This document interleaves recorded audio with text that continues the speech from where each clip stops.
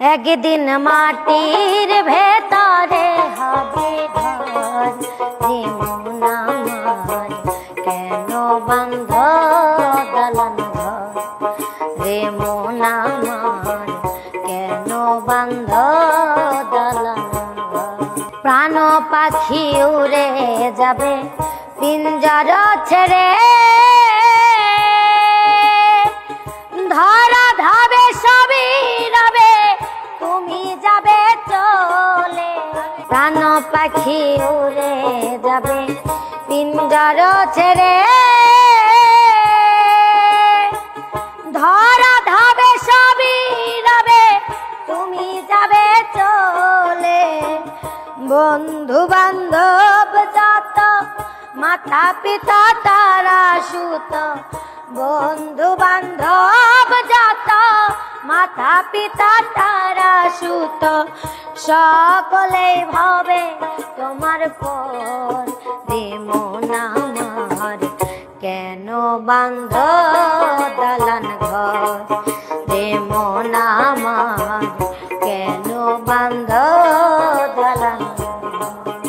ভাইগল গানটা আপনার সম্পূর্ণ অনামি, গানটা আপনার কাছে ক্লিয়ার আছে কমেন্টের মধ্যে জানাইবা। ভাইগল আমার কাছে গানটা খুব বেশি ভালো লাগছে, বা গানের মধ্যে যেগুলো কথা হয়েছে ভাই বহুত গুরুত্বপূর্ণ কথা। এই যে কথাগুলো আছে এই কথাগুলো যদি আমরা বুঝতে পারি তাহলে ভাইগল আমরা দুনিয়ার মধ্যে হারাম ইনকাম করতে পারতাম না। ভাইগল এই যে গানের মধ্যে একটা জিনিস কয়েছে যে তুমি এই দুনিয়ার মধ্যে আসো, তুমি এই দুনিয়ার থেকে যাইবা কি ভাইগল তোমার ধন সম্পদ যেগুলো আছে তুমি মানে যত বড় বড় বিল্ডিং বানাওয়ার যত কিছু করো মোটামুটি সব কিছু তুমি থইয়া যাওয়া লাগবো ভাইগল, এইগুলা তুমি লগে লইয়া যাইতে পারতা না, একদম খালিয়াতে যাইবা ভাইগল।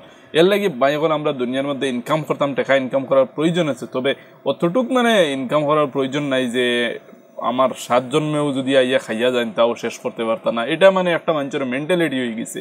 এরপরে মা তুইয়ে থাকলো যে মানে টেকা যেগুলো ইনকাম করতাম আমি হালাল পথে ইনকাম করার চেষ্টা করতাম। আমরা লাগে তো আর এটা ডাইরেক্ট মা তুইয়ে থাকলো যে তুমি কোনো সময় অন্যর হক মারিয়া খাইতে পারতাম না, এটা ডাইরেক্ট আমরা লাগে হারাম ইসলাম ধর্ম হিসাবে। তো চলুন সম্পূর্ণ গানটা শুনে যায়, তারপরে আপনার লগে কিছু কথা কইয়া। দেহ তোমার চর্ম চর গলে পচে যাবে,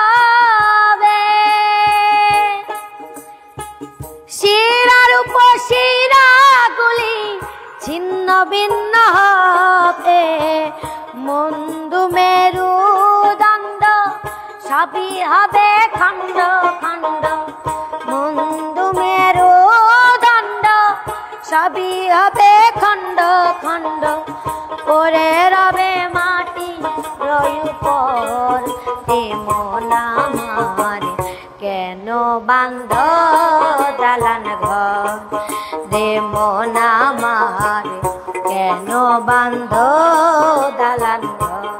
রূপেরি গৌরবে সাজিয়েছ